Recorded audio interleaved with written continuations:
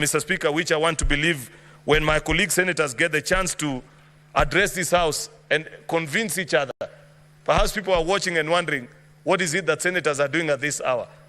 I believe that all the 67 of us that are here have had occasion to peruse through the evidence, listen, and this is a chance to share your thoughts about what you think and what is the proposed solution.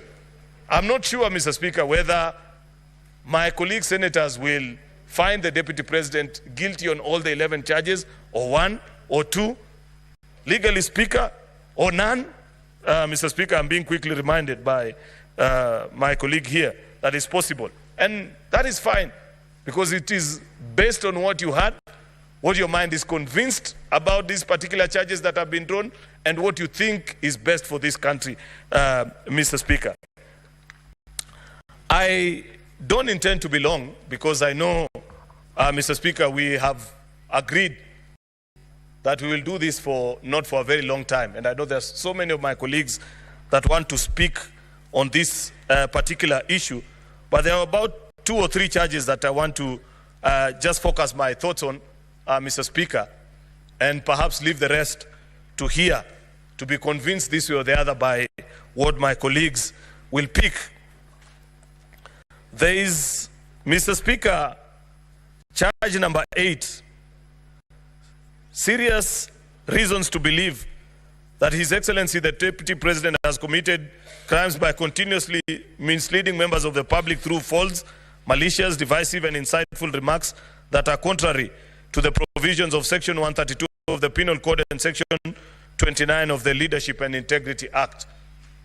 We have institutions that are charged with the responsibility of making sure that we are a cohesive society, Mr. Speaker. By statute, actually, after the 2010 Constitution, we set up the National Cohesion and Integration Commission. And it was our sincere hope, Mr. Speaker, that that commission perhaps will help us, especially we that are leaders, learn better from our utterances and do things, say things that leave the rest of Kenyans feeling that they are proud patriots, that the things that we do make them feel at home in this republic. It's unfortunate, Mr. Speaker, that despite this commission, for example, being funded by taxpayers, I have not seen them live up to their expectation, and perhaps part of the challenges that will emerge even after this impeachment process, Mr. Speaker, is to audit how some of these institutions continue to draw from the exchequer yet not live up to their mandate. In fact, Mr. Speaker, I saw them issue the other day, I think, a statement saying, oh, if you carry out this impeachment process, it will divide the country. I want to tell that Reverend Kobe, I think his name is chairman, you better resign. I have never seen a public officer that is as disgraced as that gentleman. Why do I say so, Mr. Speaker? I remember in our days, last time, Mr. Speaker, this is the same institution that was so vigilant that would ban us even from coining phrases like hatupangwingwi and say that those phrases are divisive to the country. But I've seen for the last 2 years, Mr. Speaker, these narratives and clips that we are being shown, being whipped and hurting Kenyans on a daily basis, and have kept quiet about it. But finally, when the National Assembly has moved to say that we must put a stop to this, they finally show up on stage and say, oh, this will divide Kenyans. Mr. Speaker, surely, don't Kenyans deserve better from their public institutions, Mr. Speaker? I hope, Mr. Speaker, that at the end, by the end of this particular exercise, all the commissioners of that particular institution, Mr. Speaker, will find it fit to resign so that we can have Kenyans who understand how we can build a more cohesive society than those that are gatekeepers of those that push divisive narratives, Mr. Speaker. Mr. Speaker, we have been invited as well and have been challenged that on charge 10, that there is gross misconduct by openly or publicly insubordinating the president, who is the head of state and government. And I listened to one of the lawyers urge us and say, where is the complaint from the president? Surely, does the president need to complain to you, Senator Onyonka, to notice that there is a dysfunction in that particular office?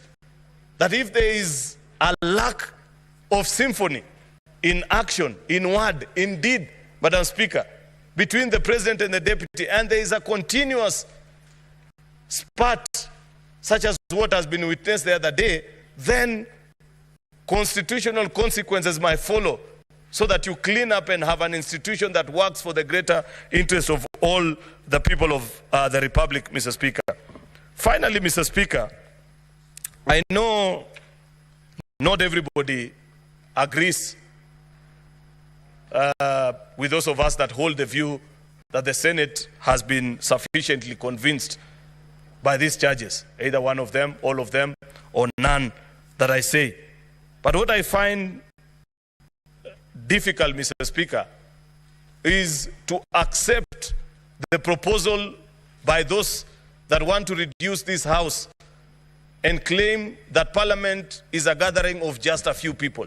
And I have watched many people say that, pundits on the television, including none other than the Deputy President himself, who on many occasions, including last weekend in Embu, has said that his only faith is in the courts of the Republic of Kenya and nothing about this particular House.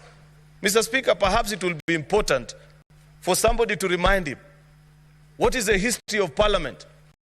Parliament is a gathering of all Kenyans. I have said many times, Mr. Speaker, that because it is not possible for all the 50 million Kenyans to meet at one place and agree on issues, Mr. Speaker, they agree to do so through their representatives, Article 2 of our Constitution, Mr. Speaker.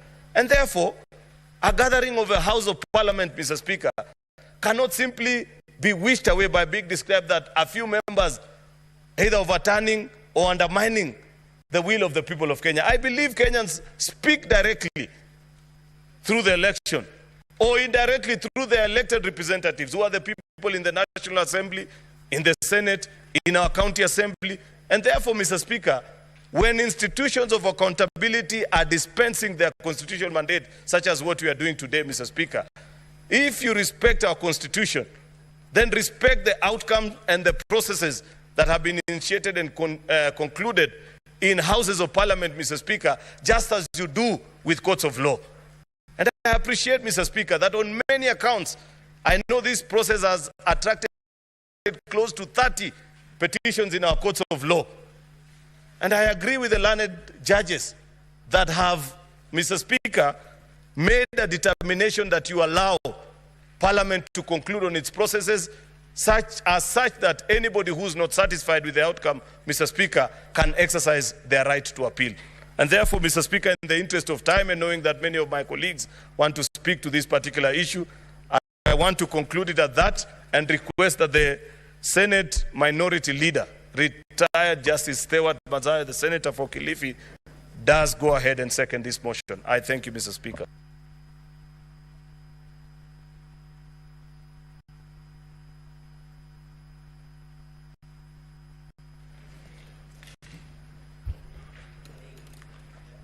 Asante Bwana Spika. Bwana Spika, kwanza nataka kuunga mkono hii hoja ambayo inahusikana na ile kesi ambayo iko hapa ya kuweza kumngatua kwenye mamlaka naibu wa rais. Bwana Spika, katika kanuni zetu za kudumu, kipengele cha 145 kinasimulia ama kinaongea juu ya vile rais ama naibu wa rais anaweza kuondolewa katika mamlaka. Bwana Spika, kitu cha kwanza ni kwamba katika mashtaka haya yote yaliyoko mbele yetu, ukosefu wa nidhamu au heshima kwa Wakenya. Bwana Spika, ni jambo la kusikitisha kuona ya kwamba mtu kama naibu wa rais anaweza kusema Kenya ni kampuni, na kwamba Kenya pia vile vile iko na zile wanaita nafikiri zabuni amani shares, na kwamba ikiwa wewe hukuweza kufanya kitendo kama hicho alichokuwa wakitaka wao cha kupiga kura, basi wewe utangojea sana ili uweze kupata maendeleo. Bwana Spika, tukiangalia zaidi tunaona ya kwamba mtu akiwa naibu wa rais, yeye anakuwa kiungo muhimu sana cha kuweza kuunganisha taifa. Sasa wewe ukiwa kama naibu wa rais na umechaguliwa, kazi yako wewe, waliokupigia kura, ambao hawakukupigia kura, wewe maendeleo ni lazima yafike kwenye mashinani ya kote nchini. Na wewe ni ndugu, ni baba, ni babu, ni mzee wa nchi hii. Kila mahali unapokwenda unatakana kuheshimika katika nchi yetu. Lakini jambo la kusikitisha ni kwamba, na sio mara moja, sio mara mbili, pengine ambapo pengine ulimi uliteleza, lakini ilikuwa ni kila siku, mahali popote anapokwenda katika hii miaka miwili ambayo tumekuwa nayo katika uongozi wa Kenya Kwanza. Yeye akiwa kama naibu wa rais amekuwa anahubiri, hata amekwenda maeneo ya ndugu yangu, na mimi namjua huyu ni Mkenya kabisa, ndugu yangu Cherargei, akatamka tena maneno kama hayo mwisho. Na sisi tunasema kwamba maneno ya kuweza kutenganisha Wakenya ama kuwapatia kwamba sisi tumepata, kwa hiyo kule wale wengine watabaki. Nchi ya Kenya ni nchi moja, na kama kulipa ushuru, kila mtu analipa ushuru. Pia sisi kama watu tunaotoka pande za pwani, pande za Kisumu, pande za Western, pande za kila mahali katika Kenya, watu wote wanalipa ushuru. Kwa hiyo nafikiri, kwa maoni yangu, ni jambo la kusikitisha kuona ya kwamba naibu wa rais anaweza kutamka vile aliweza kutamka, ya kwamba Kenya ni kampuni na lazima uwe na zabuni ya kutosha ili uweze kupata maendeleo. Bwana Spika, vile vile mimi nitaongea kwa upande ule ninaotoka wa Kilifi, mahali panaitwa Vipingo, mahali ambapo yeye ana hoteli ya familia. Manake hoteli ilikuwa ya ndugu yake, lakini hatimaye yeye akaweza kuichukua ile hoteli. Sitaenda kwa upande ule wa mwingine wa kwamba pengine ilikuwa ya nani, lakini ilikuwa ya hiyo familia. Kitu cha kusikitisha ni kimoja tu. Katika maendeleo ale ambayo tunahitaji sana ndani ya Kilifi ni barabara. Na mojawapo ambao sisi tulikuwa tunalalamika zaidi upande ule ni kwamba barabara iligeuzwa na ikatoka barabara ya kutoka Mombasa mpaka Malindi, katikati kageuzwa na ikaenda ndani mpaka kwa hoteli ile inaitwa Vipingo Resort Limited or something like that, ikaenda mpaka kule. Hiyo ni mali ambayo ingekuwa ilifaidisha zaidi watu wa Kilifi, hususan kwenye wakulima na wafanyabiashara na wananchi kama kawaida kupata maendeleo ya kuona barabara hizo, lakini yeye akaigeuza na ikaenda kwake. Mimi mwenyewe nilipata nafasi ya kwenda huko, Bwana Spika. Bwana Spika, utaona kwamba barabara inahepa Mikanju, inahepa mpaka Miembe ikienda kwenye hiyo hoteli, ambapo sio jinsia ya vile barabara huwa zinatengenezwa. Bwana Spika, hapo tukaona kwamba ni kiukaji wa nidhamu. Bwana Spika, vile vile ningependa kusema kwamba sisi sote ni watu ambao tunaamini kwamba kunaye Mungu, na ukimkosea Mungu, yeye mwenyewe huwa anajua kuna wakati fulani atakuja kukuadhibu. Bwana Spika, tumeona ya kwamba wale ambao walikuwa wamekosewa hivi sasa kuna malipo ambayo yanaendelea. Bwana Spika, tukiangalia haya malipo ni kwamba imetokea kwamba zile mali zote, watoto wote wale wa yule ndugu yake mkubwa aliyefariki. Jambo la kusikitisha kuona ya kwamba mimi ama ndugu yangu yoyote hapa ndani ya Senate hatuombi, lakini ukifa kama mali yako haitakwenda kwa watoto wako, inaenda kwa ndugu yako na bibi yake na watoto wake. Tunaona hiyo pia ni ukosefu wa kuona nidhamu ndani ya familia ambao wewe kama kiongozi wa familia unatakana uilinde na uitunze. Naona kwamba wameweza kupata maendeleo. Bwana Spika, ya mwisho ambao nataka kusema kwa hivi sasa ni kwamba wajane wanapolia, Mwenyezi Mungu fikiria wakati wa kujibu sasa umefika. Kwa hiyo asiweze kulaumu mtu yoyote. Hapa ndani ya hili bunge tumeangalia, hakuna kwa upendeleo upande huu ama upande huu. Tunasema ya kwamba haki itendeke.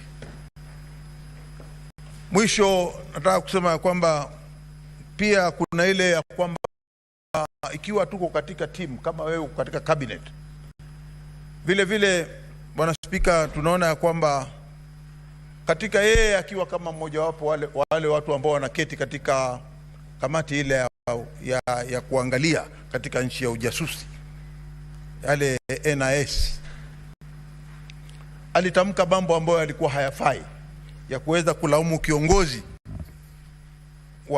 wa ujasusi, ambapo haikuwa na maana yoyote. Kama kulikuwa kuna nia ya kusema kitendo kama hicho, angekuwa alimuita kamishna yule wa polisi IG, njoo hapa, na akamuita yule mkuu wa ujasusi, njoo hapa, na akaketisha pamoja. Je, wewe mkuu wa ujasusi uliweza kupeleka ripoti yako kwa mkuu wa polisi, ama akaulizwa yule akajibu akasema amepata ama hakupata? Lakini kwenda kwa mkutano wa hadhara na kuanza kusema mtu fulani hafanyi kazi ndani ya ofisi yake, hilo lilikuwa ni kosa kubwa sana, na ambalo huwezi kuficha siri ya yale yanayotendeka katika ujasusi, katika ile kazi zao za ujasusi. Bwana Spika, kwa vile mimi ninaona njia ambayo ameelekea na kazi zake hakuweza kuelekea kisawasawa, na mimi kwa maoni yangu, na najua ndio maoni ya wengi, imeonelea kwamba hapa sababu hizi ambazo zililetwa ya kwamba aliweza kukosea utendakazi wake, aondolewe katika mamlaka. Naunga hoja hii. Asante.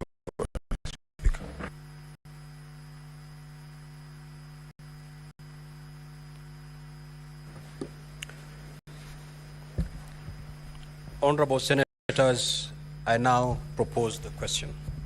They are aware that the National Assembly on the 8th of October 2024 resolved with the support of 282 members, being at least 2,000 of all members of the National Assembly, that pursuant to the provisions of Article 145(2), as read with Article 151(b) and 2 of the Constitution, and Standing Order 65(2) of the National Assembly Standing Orders, His Excellency Rigathi Gachagua, EGH, Deputy President of the Republic of Kenya, be removed from office by impeachment on the grounds specified in the special motion.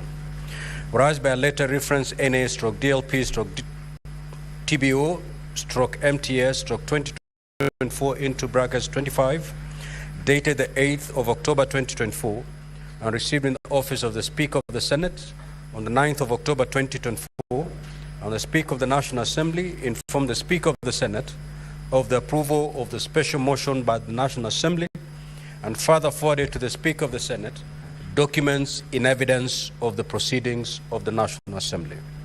Further, whereas pursuant to Article 145, as read with Article 151(b) and 2 of the Constitution, and Standing Order 78 and 79 of the Senate Standing Orders, the Senate had the National Assembly on the grounds for the proposed removal from office by impeachment of His Excellency Rigathi Gachagua, EGH, Deputy President of the Republic of Kenya.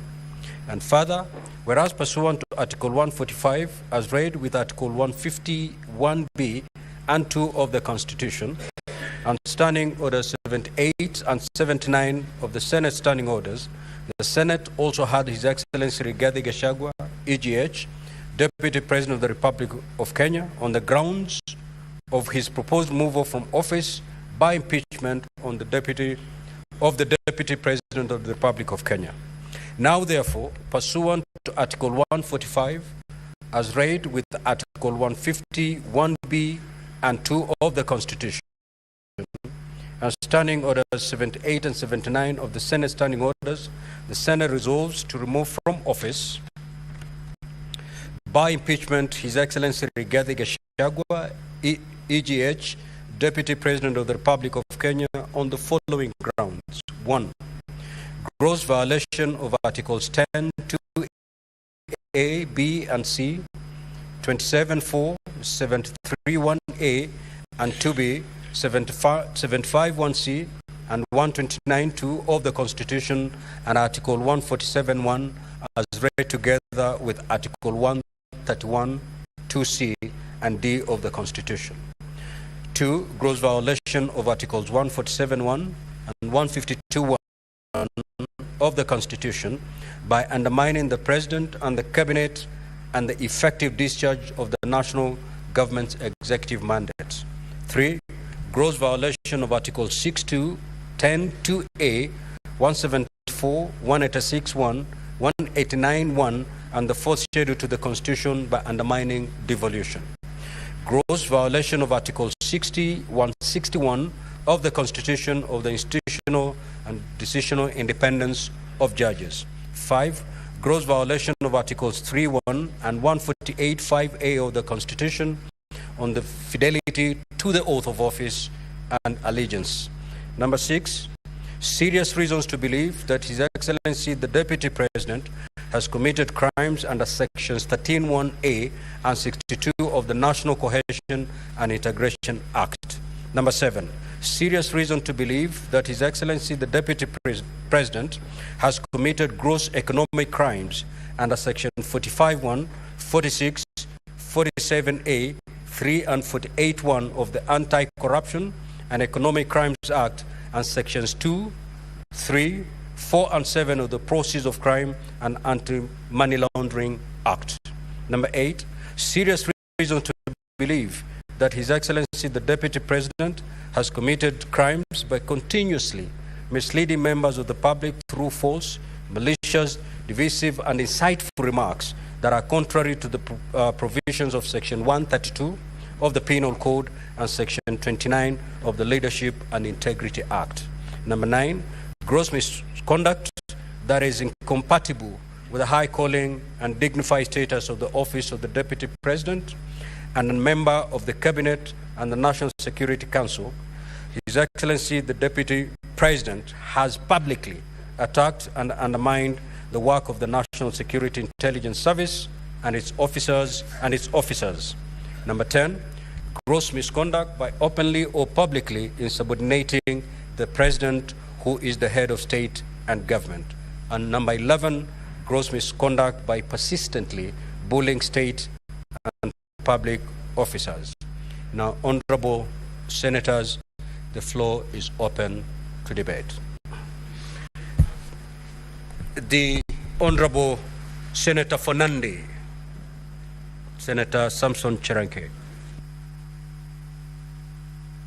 As we have already agreed, you have a maximum of 5 minutes. You need not take the maximum 5 minutes. Thank you, Mr. Speaker. I want to say from the onset, this is very momentous.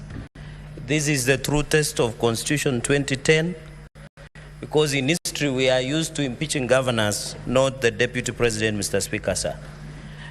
On this process that has ongoing, Mr. Speaker, although as I begin, I want to wish my brother and friend Rigathi Gachagua a quick recovery after that unfortunate incident. Mr. Speaker, the process largely has gone on well until the adherence of Article 50, Mr. Speaker, where we have not succeeded in giving fair hearing to the Deputy President, Mr. Speaker.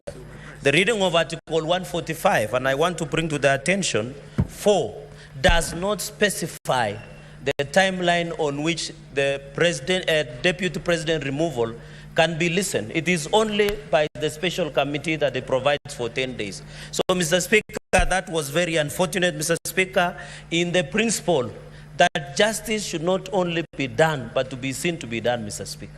Many Kenyans are asking questions, Mr. Speaker, what really happened? Number 3, Mr. Speaker, in observation, we didn't even allow state officers, a full-time governor, Mr. Speaker, to participate. This matter was decided in Constitutional Petition 204 of 2019, where state officers were barred by Justice Eric Ogola, Mr. Speaker. When you look at the issues, Mr. Speaker, because of limitation of time, on various grounds, like, for example, on the grounds for renovation of the office of the Deputy President, the funds were appropriated by the National Assembly.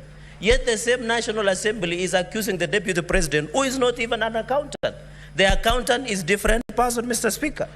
Even on the KEMSA issue, on the bully, in the grounds that they have been set, Mr. Speaker, they are saying that the Deputy President bullied KEMSA, Mr. Speaker, but there is no proof that that tender was awarded to the specified companies that were provided, Mr. Speaker.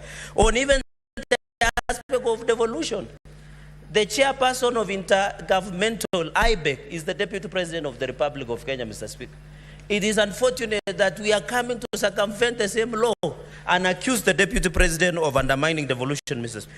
Even on Kambini Vipingo Road, Mr. Speaker, no one adduced the evidence that this road is either public or private, Mr. Speaker. Mr. Speaker, on the aspect, even on unexplained wealth, Mr. Speaker, you saw the mover did not give us a wealth declaration form from EACC to show us unexplained wealth of Deputy President, 5.2 billion, Mr. Speaker. So, Mr. Speaker, the grounds that have been adduced before the House stands on the quicksand, Mr. Speaker. And if you realize, on the 11 grounds, the mover was on a fishing expedition, Mr. Speaker. And therefore, I don't know, because they say, Mr. Speaker, even when you read, I know impeachment proceedings either political, because it is impeachable, because they are neither high crimes, criminal, but based on the test of probabilities, Mr. Speaker. Mr. Speaker, and therefore, even when you look at many other aspects, Mr. Speaker, I want to challenge members, even as we go and vote, Mr. Speaker.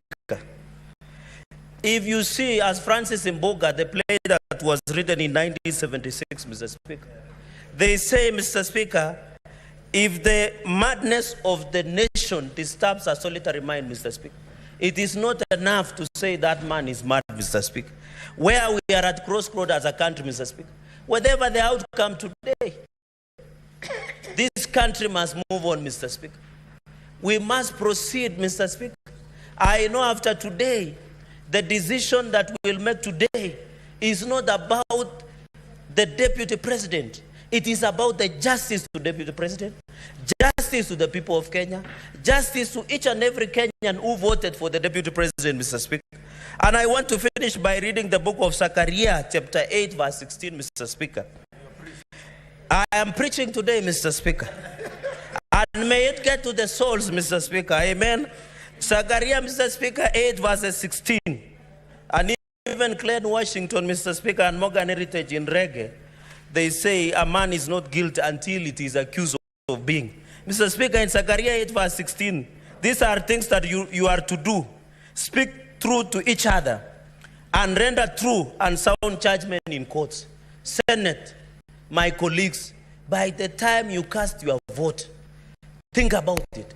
It is not about Rigathi. It is not about anybody else. It is about the Republic of Kenya. Our children, our nation, Mr. Speaker. I finish by saying...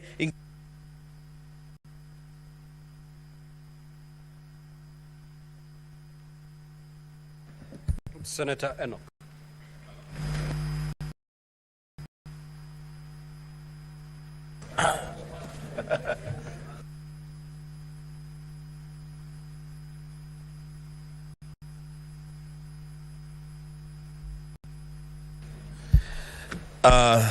Thank you, Mr. Speaker. Mr. Speaker, there is a reason why my colleagues call me bishop, others call me pastor. Mr. Speaker, the book of Deuteronomy, chapter 19, from verse 18 to 19.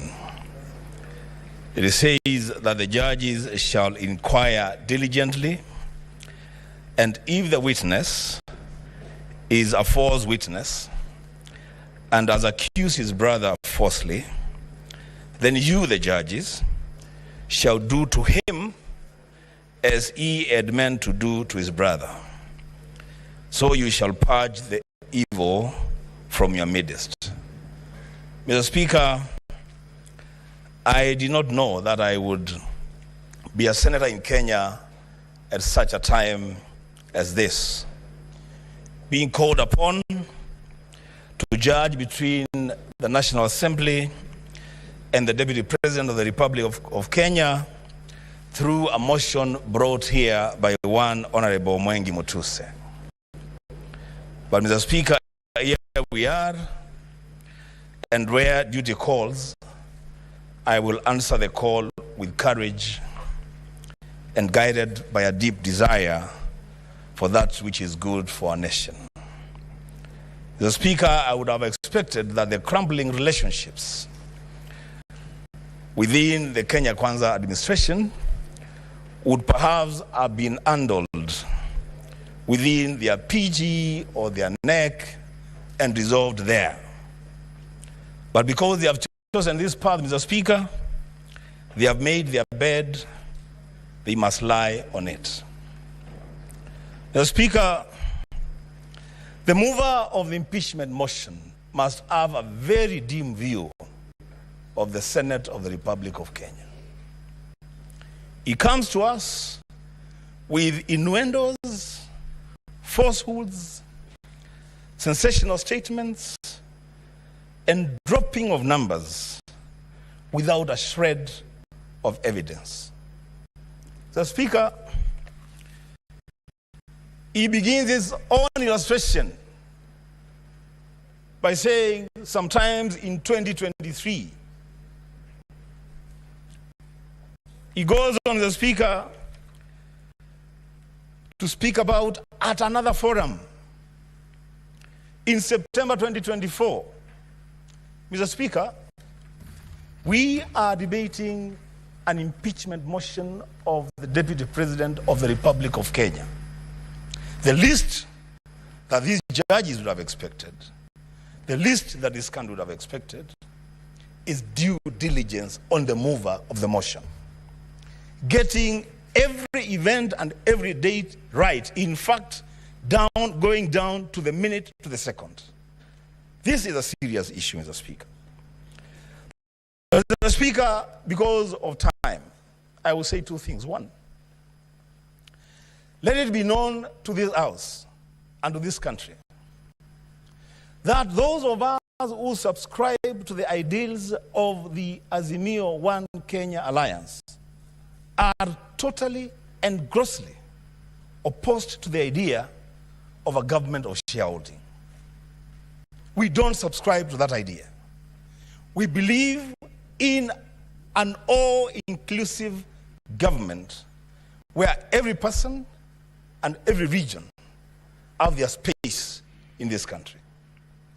But Mr. Speaker, when that matter was presented to us as an accusation, as a ground for impeachment of the Deputy President, during cross-examination and going through the evidence table before the Senate, it is clear to this House, it is clear to this country that the idea of a government of shareholders is a foundational policy of the Kenya Kwanza administration.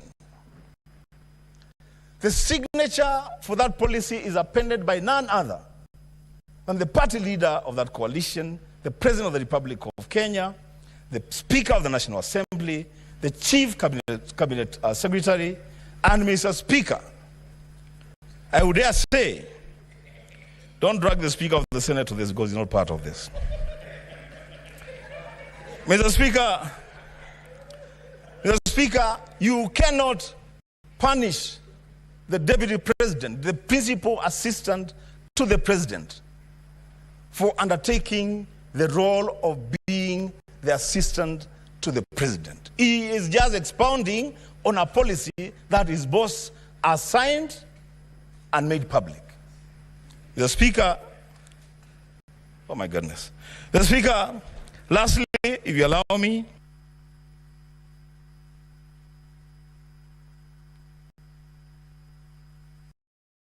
Senator Metho.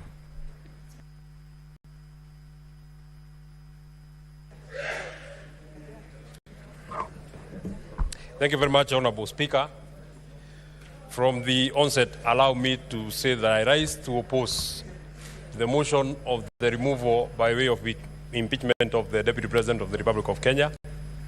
And Honorable Speaker, for the last 2 days, today and yesterday, we have been treated to a charade of allegations, accusations, which, in my opinion, have not been substantiated either by the mover of the motion, the Honorable Mwengi Mutuse, or the advocates who he came with, or the advocates that are on record for the National Assembly. And Honorable Speaker, I am actually quite surprised that one of the advocates who appeared to represent the National Assembly tells us that the Honorable Mwengi Mutuse, his was only to allege.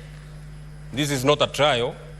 He didn't have to substantiate. He only needed to allege, and out of the allegation, then it should be carried, and we need to remove Honorable Deputy President from office. Honorable Speaker, looking at the evidence that the Honorable Mwengi Mutuse put in his motion, and the cross-examination that was here, the evidence that he brought to the House, he had 22 companies that he had listed, and when questions were running to him, what problem do you have with the company number 1? I don't have a problem with it. Maybe you will have a problem in future, but the Deputy President must be removed from office. What do you have what problem do you have with company number 2? I don't have a problem with it, but it might have a problem in future, and the Deputy President must be removed from office. And he kept telling us, I don't have a problem with the next one, the next one, the next one, the next one, but the Deputy President has to be removed from office. Honorable Speaker, I posed a question to the Honorable Mwengi Mutuse. He alleged that the Deputy President has a dairy farm in Nyandarua County.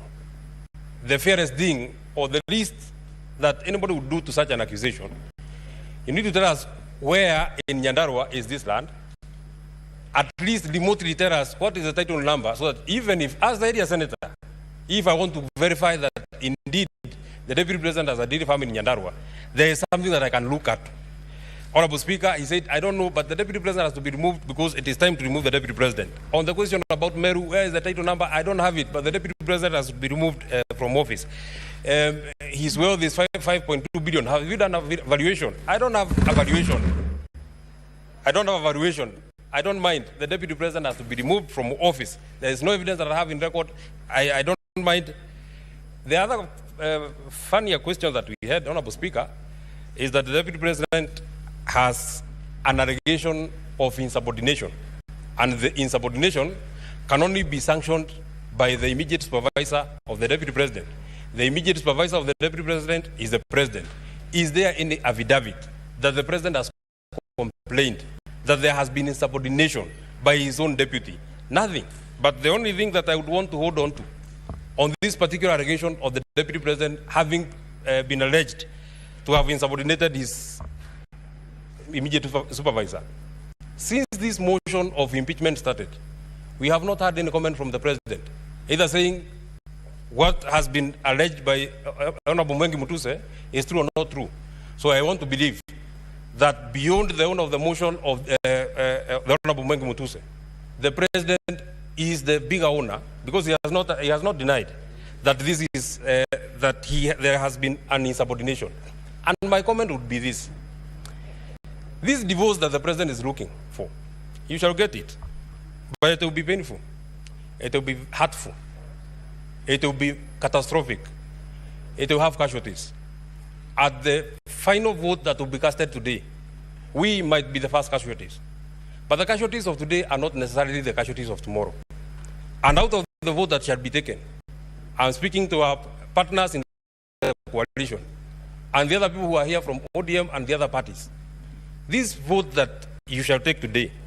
It is not in vain that the senator for Nyandarua, it is not in vain that the senator for Kiambu, it is not in vain that the senator for Muranga, it is not in vain that the senator for Laikipia, it is not in vain that the senator for Kirinyaga, with strict instructions from the people who elected this government, have told them to come and oppose the motion that is on this floor of the House. Honorable Speaker, I'm being disrupted. The point that I wanted to make is, it is not in vain that we have been instructed not to sanction this divorce. But if it comes, we shall take it in our strides. I want to tell the people who are here, the vote that we shall cast here, we shall not put it in our minds. We shall put it in our hearts. The people of the region that I have mentioned are at their lowest. We are calling on the senators who are here.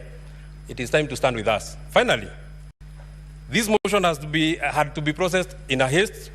We had to try a man in hospital because the only crime that Rigathi Gachagua has committed is a political crime. So he had to be removed out of the way, whatever it will take, whether he's in hospital, whatever it will take, he has to get out of the way. That can only happen if it has the direct sanctioning of the President of the Republic of Kenya, His Excellency William Samoei Ruto. Senator Tom Ojenda.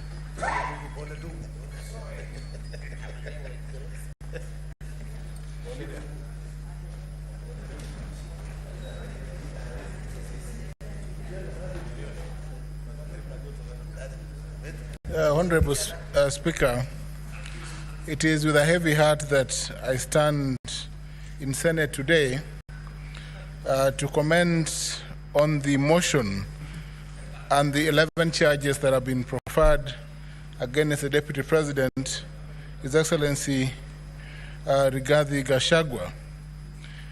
During today's session, when the advocate for the Deputy President made a presentation, I posed a question to the advocate.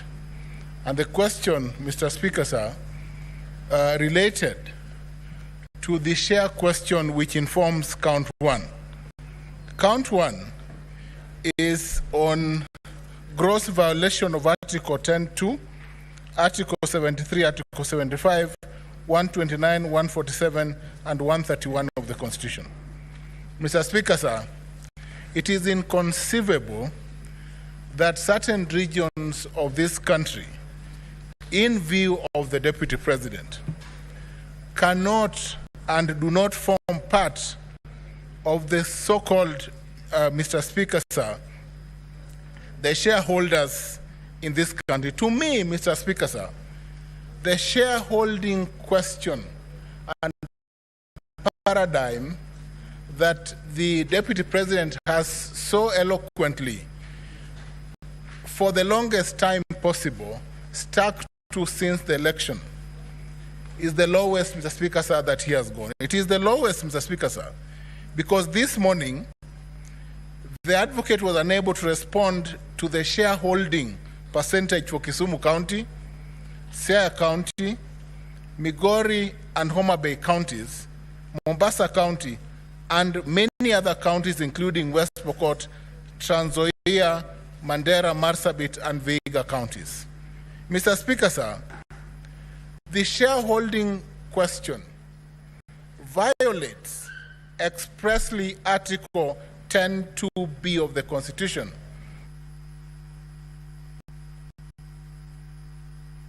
Senator Tabitha Karanja.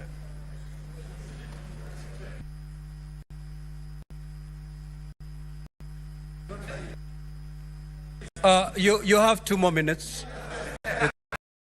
The system. Speaker, I thought that was rigging. I thought that was rigging. But Mr. Speaker, sir, may I move to just conclude, to move? Mr. Speaker, sir, the presidency of this country, and we have moved under Articles 145 to 155 of the Constitution to impeach the Honorable Deputy President. The embodiment of the role of the President at Article 131 of the Constitution, Mr. Speaker, sir, the President is the embodiment of this country. He represents this country, and therefore, Mr. Speaker, sir, any coalition agreements of any nature must crumble in the face of Article 131 upon election. The President and his deputy, who is his assistant, must, Mr. Speaker, sir, embrace the principles of inclusivity and Article 10 and be the face and represent all the people of this country. Submissions made by councils for the National Assembly to the effect, Mr. Speaker, sir, that any instrument, be it a political agreement deposited with the registrar, Mr. Speaker, sir, that violates this principle of necessity, Mr. Speaker, sir, are unconstitutional. And it is in the face, Mr. Speaker, sir, of this first count that I will vote in favor of the impeachment of the Deputy President. Mr. Speaker, the other counts that are set out and that relate to violation of the principles of national cohesion, Mr. Speaker, sir, have been proven by the submissions made before this House this afternoon. Violation of Article 147 and 152 of the Constitution have been proved as set out in the charges framed by the National Assembly. Mr. Speaker, for the first time, let me say this, that this country must pull together in one direction.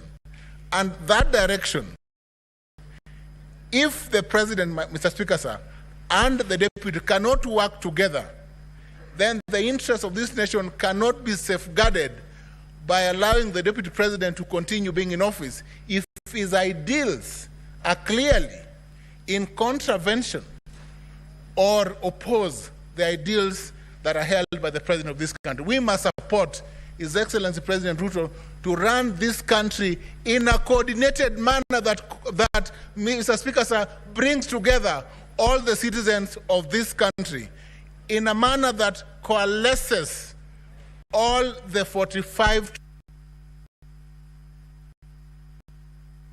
Senator Tabitha Karanja.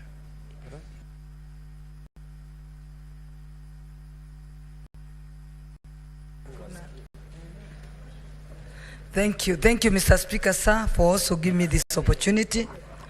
And I want to take this opportunity and convey my pole to the Deputy President. And we wish him a quick recovery. The impeachment process is always very tedious and very tiring. Going through what His Excellency, the Deputy President, has gone through is not anything that you'd wish your relative or yourself to go through. So we tell him pole and we wish him a quick recovery. We would have wished if he was here, at least when the senators are talking, he can represent himself. But unfortunately, the procedure must go on because we are time-bound. This leadership, we must make decisions for the people of Kenya. As myself, Tabitha Karanja, the Senator of Nakuru County, I pray to God to give me wisdom to make the right decision for my people. I represent a county that is a home for 42 tribes. Nakuru represents Kenya. I must make the right decision to ensure that there is peace in our county. But I want my Nakuru people to trust me, Nakuru people, the people I represent, that I will make the right decision for them. When you look at the economic front, we all know the people who lead the economy of this country. Let's say the manufacturing, the hotels, insurances, the finance institutions. Unfortunately, I also come from that world. I came from the business world.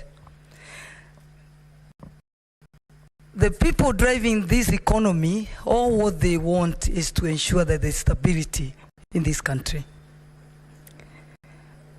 So that there's stability that can guarantee conducive environment for them to do business. The deputy position, the deputy president's position, or even the deputy governor's position is a position that we need to think about. If you look, it has a history that every deputy president is unlikely that they survive. But we need to have the firing and hiring to be given to the same person that hires. Rather than having those people bringing after firing, they want to fire, they bring them to the floor of the Senate. I wish we can go back to the Moi regime, where they used to be sacked and nothing changes. You hire as another one tomorrow, the following morning. Fortunately, the political formation in this country have representation from different communities. I know we are always asking where we are, but when the boss says he doesn't want the person that is hired, a manager, it is very, very hard to say that you can save that person, because even if you save him, where is he going to work? He may even find the offices are locked. So I think he make the right decision to ensure that this country moves, because all what we are looking for is stability of this country.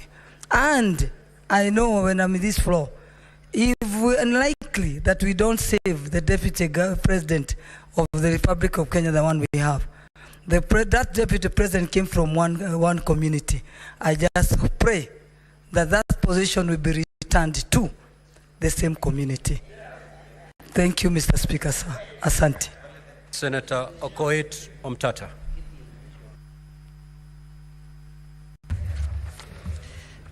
Thank you, Mr. Speaker. I stand here not to defend a good man.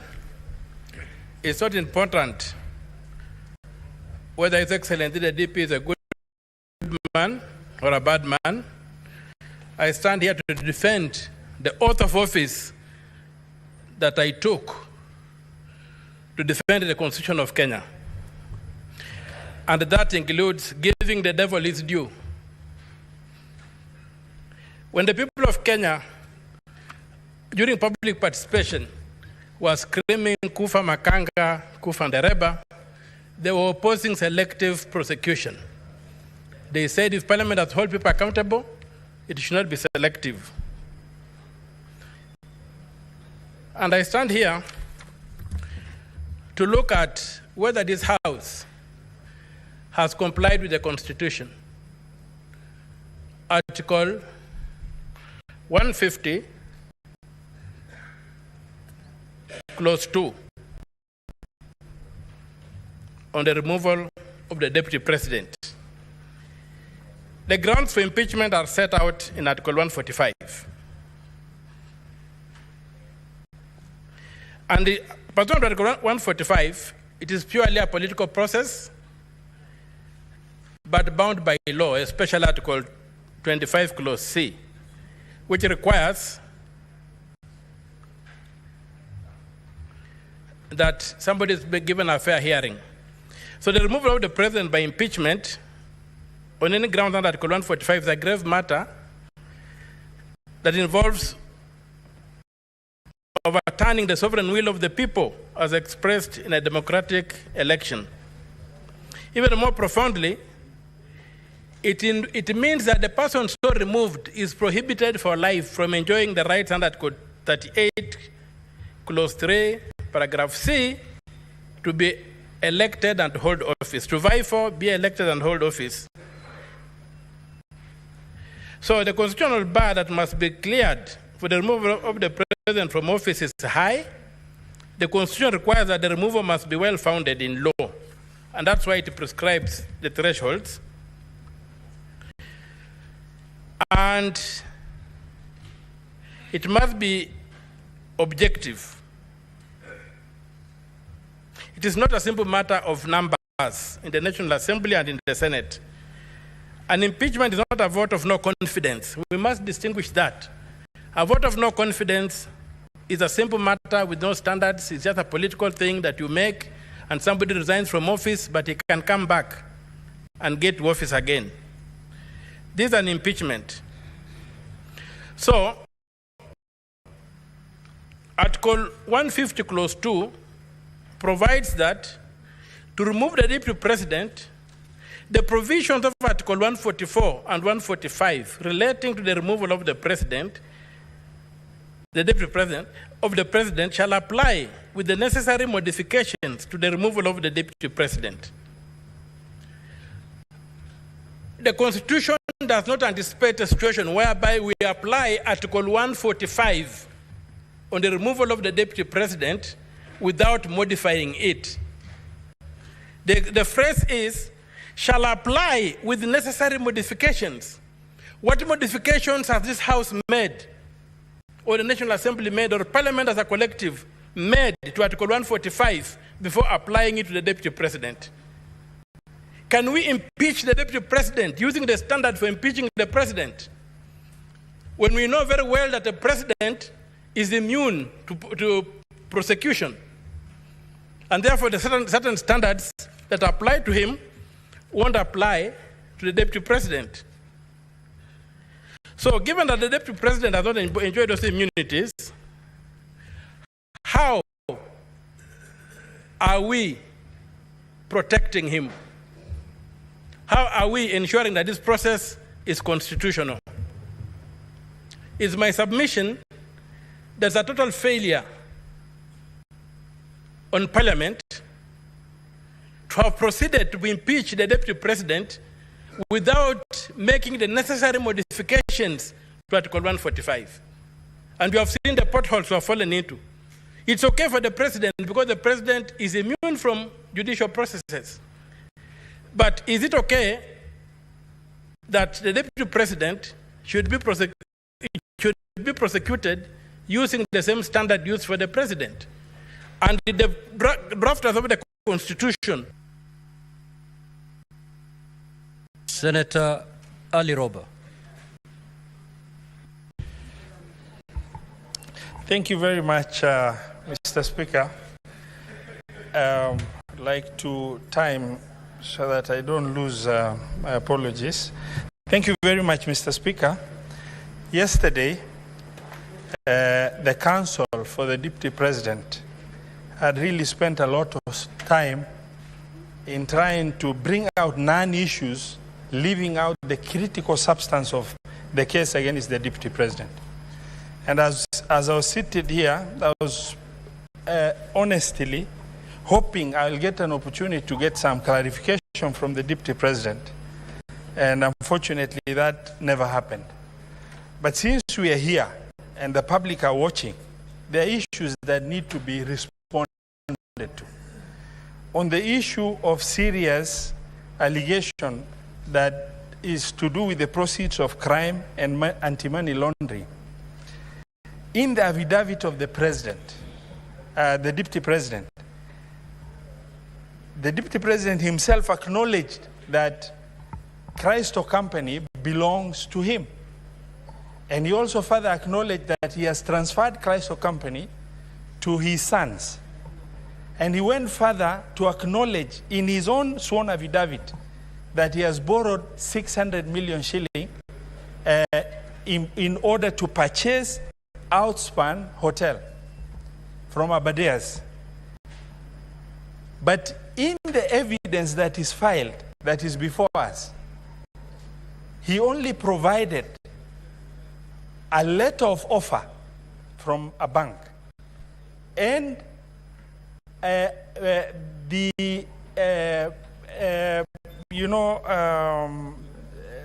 resolution of the company. But he failed to provide, and all of us understand the loan process and how tedious it is.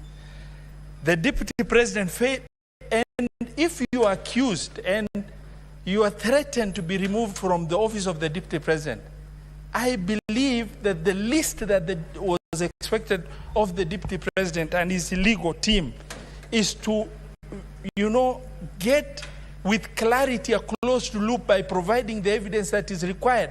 For example, there is no provision in that in the evidence and that is filed before us of what happened after an offer was made. Normally it is followed by an agreement, a loan agreement. That evidence of loan agreement has not been filed. It is followed by a collateral document that was used. And, the need to get the collateral document through the legal perfection in terms of valuation report of that asset itself. He has not provided the charge document that indicates that that loan has been charged. In the evidence that is filed, he has not provided evidence of the fact that there is money credited to Crystal account. And he has not further provided evidence of money leaving Crystal account to go to Abadeas for acquisition of outfund. And the legal counsel expects, by concentrating on non-issues with the petitioner, that these issues will be swept under the carpet. The other issue that I need to bring out. Yesterday we were shown videos. The videos indicated utterances of the president in Muranga, where the president made a statement in trying to validate the statement of shareholding and the country being a company.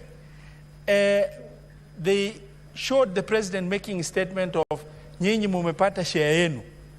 But that was a statement of inclusivity in context, as opposed to the deputy president's statement everywhere he has gone, that is, assertive utterance of exclusivity within the population in this republic.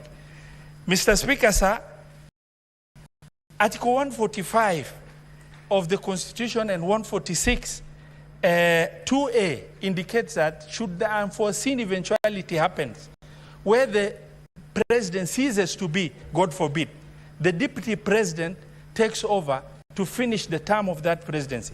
The question I kept on asking myself, can this deputy president, can I really call this deputy president my president? In the context of this division that has been ongoing. Mr. Speaker, sir, when you are the second in command in the country and you sit,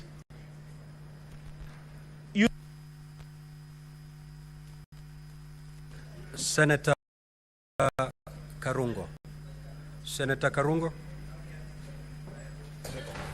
No, I want to speak from the floor.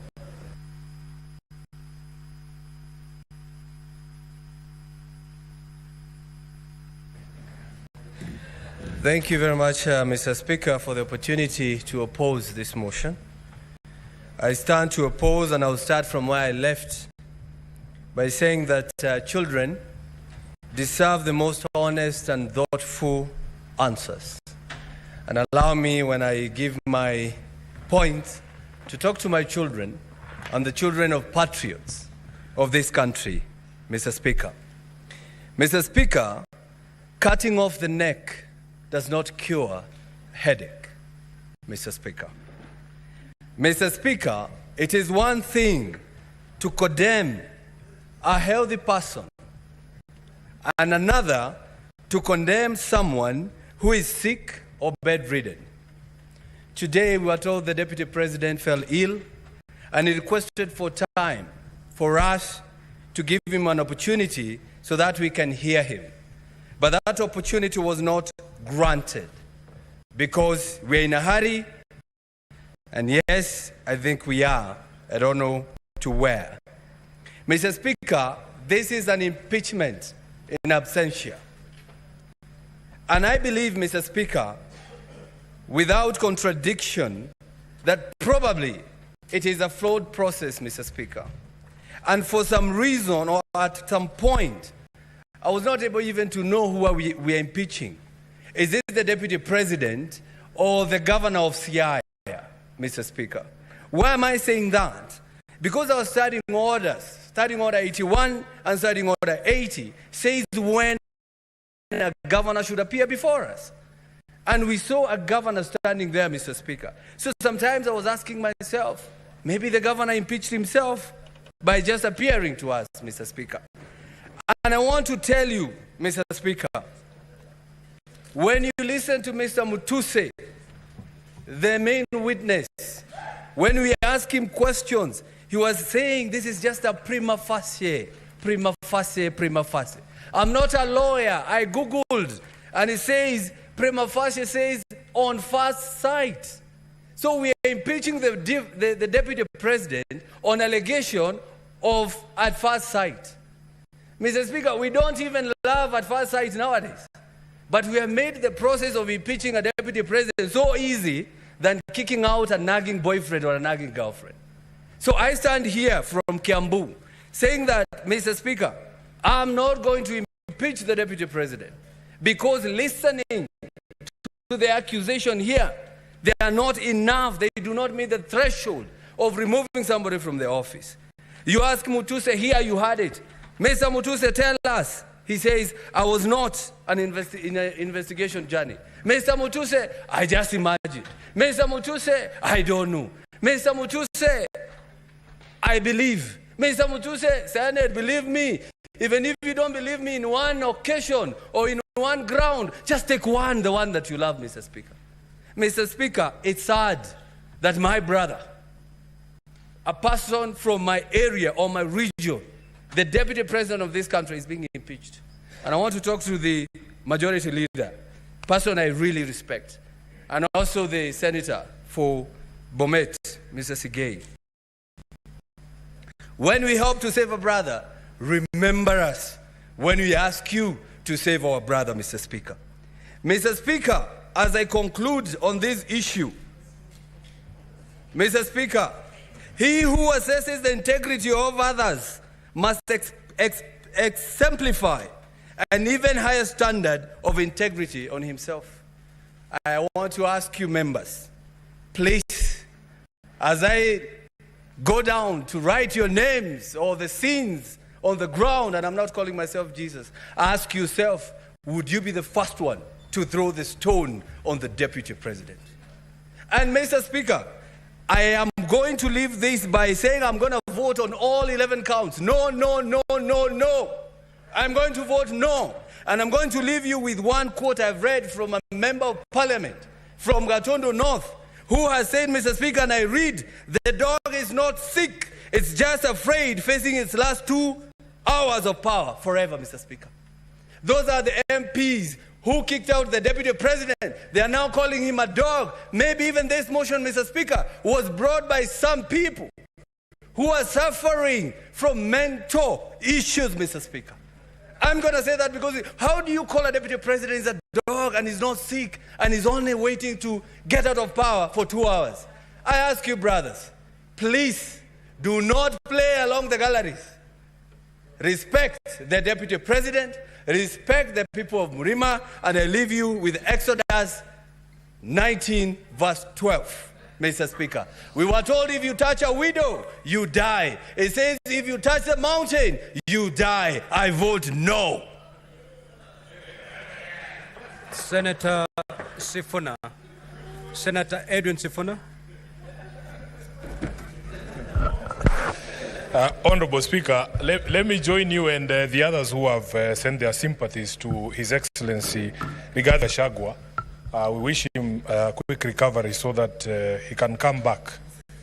Honorable Speaker, I think it is a very unfair accusation that we are impeaching somebody whilst in hospital.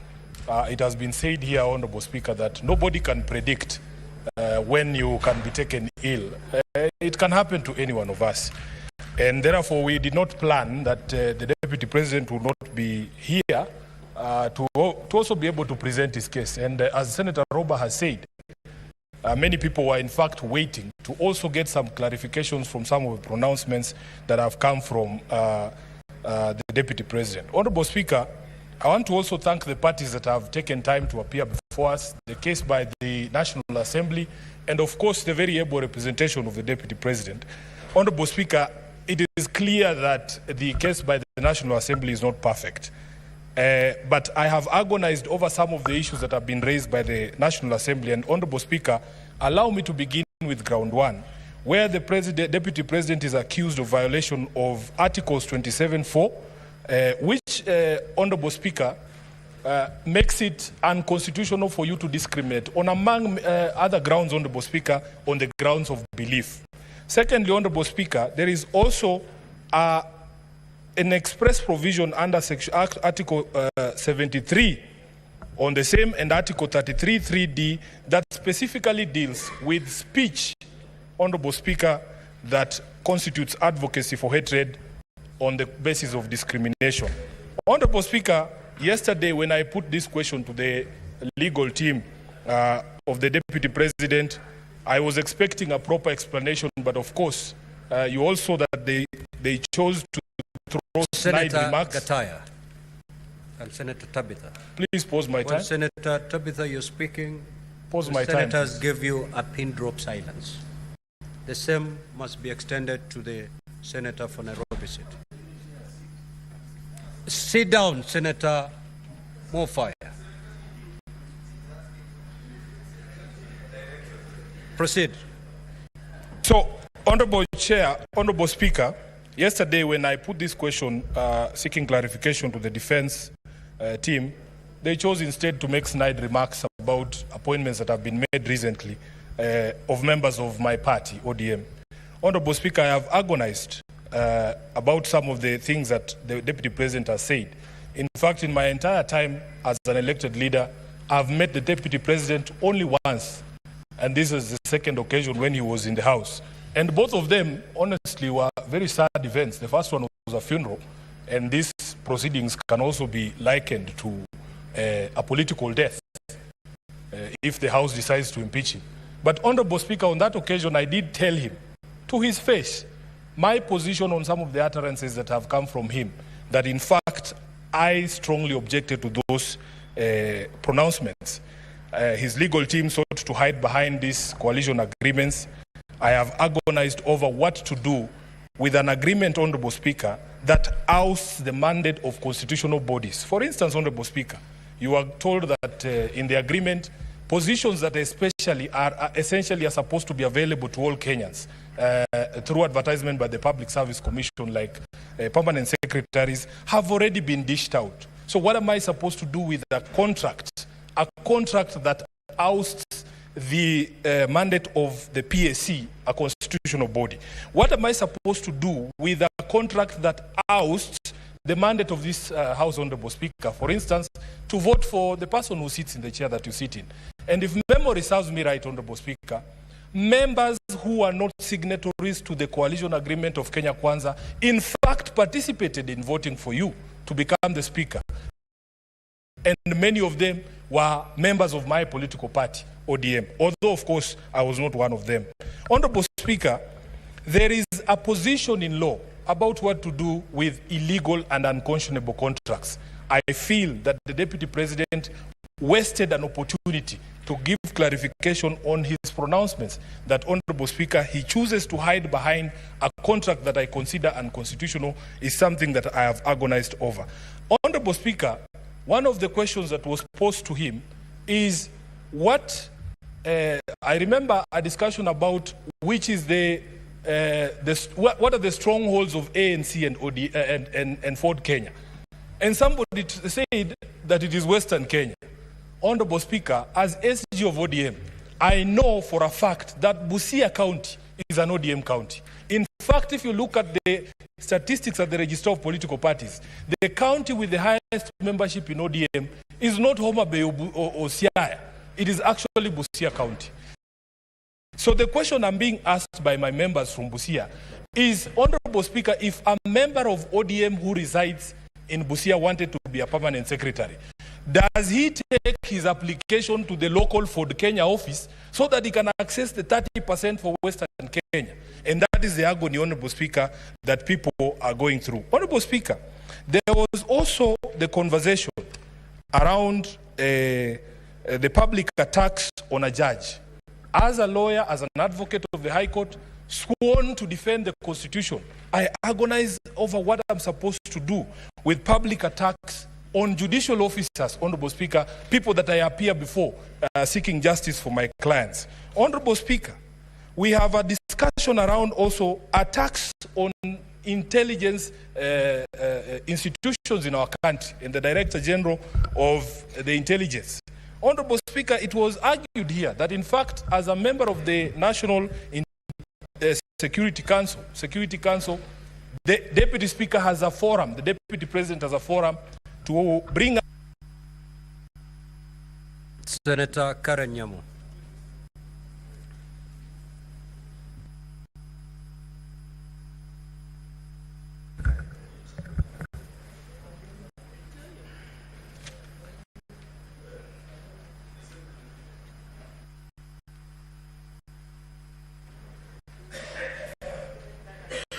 Thank you, Mr. Speaker.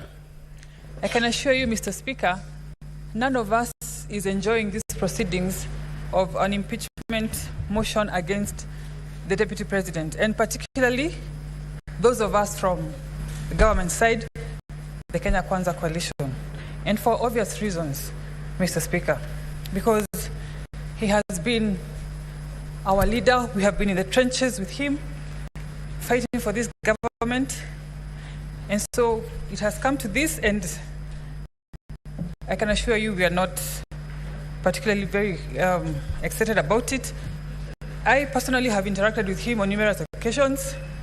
If you look in the internet, Mr. Speaker, you will see photos of me dancing with the Deputy President, Mr. Speaker.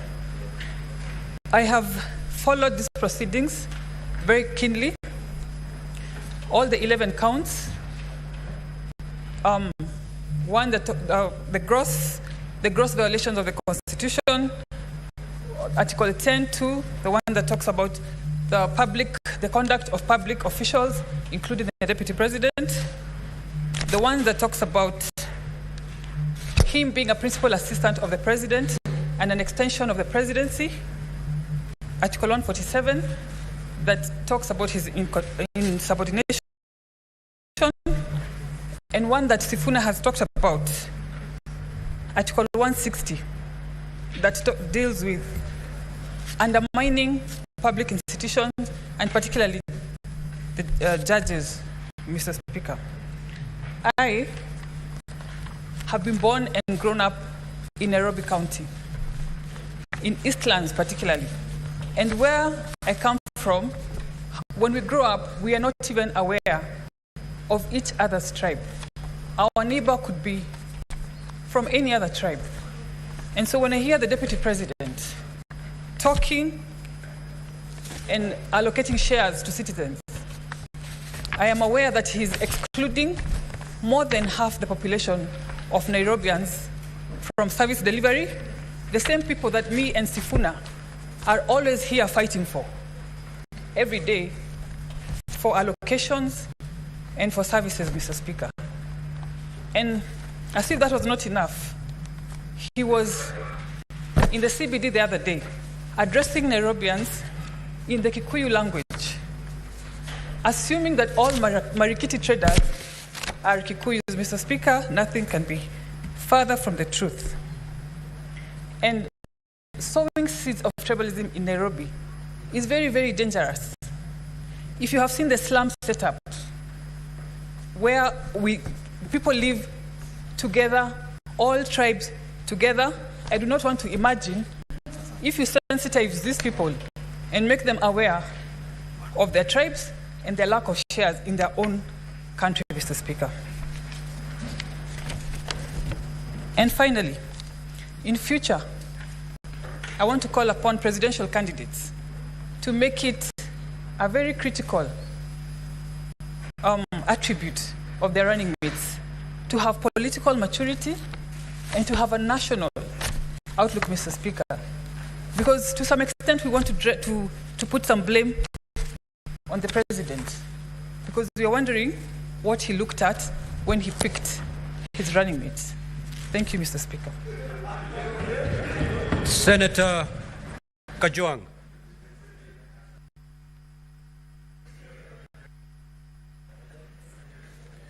Mr. Speaker, As I make my comments on this motion, I'd like to wish the Deputy President of the Republic of Kenya, Rigathi Gachagua, quick recovery. He is still the President of the Republic of Kenya as at 9:19 p.m. on the 17th of October until any decision is made. He's still the Deputy President of the Republic of Kenya. We pray that God gives him the strength and God gives him good health to continue pursuing that responsibility. Mr. Speaker, the Council for County Assembly began his opening statement and his National Assembly, that is the Venerable James Orengo, with a quote from Scripture. Mr. Speaker, allow me also to go to Scripture. And this time I will go to the book of John. In the book of John, chapter 8, we get the story of the adulterous woman. Mr. Speaker, Jesus Christ is teaching his disciples at the temple early in the morning, and the scribes and the Pharisees early in the morning drag a woman to his presence and say that this woman has been caught in the act of adultery. The Bible says that she has been caught, and I quote, in the very act of adultery. Mr. Speaker, what surprises me in this passage is that the woman who was caught in the very act of adultery has been produced, but the man who contributed to the adultery was not brought before Jesus Christ in the temple. Mr. Speaker, we have a man who has been brought before us for impeachment. We have been told that he's been a political adulterer. We have been told that he has grossly violated the Constitution and the laws of the Republic of Kenya. Mr. Speaker, adultery takes two. It takes two to tango. Like that woman in the book of John, I don't know whether they went for the men who cajoled her, who seduced her, who connived with her, and who paid her for the act of adultery. Mr. Speaker, in this Republic of Kenya, we must drain the swamp of adultery. And today, just like back in the days when the law of Moses required that a woman who had been convicted or accused of adultery ought to be stoned to death, unfortunately, Mr. Speaker, it looks like the same punishment was not prescribed for men. It was just for women to be stoned to death, and yet it takes a man for a woman to commit adultery. Tonight, because the Constitution of the Republic of Kenya is just like the law of Moses. It says if you are found guilty of political adultery, you should be stoned to political death. It is called impeachment. You are sent into political purgatory. Deal with the laws, deal with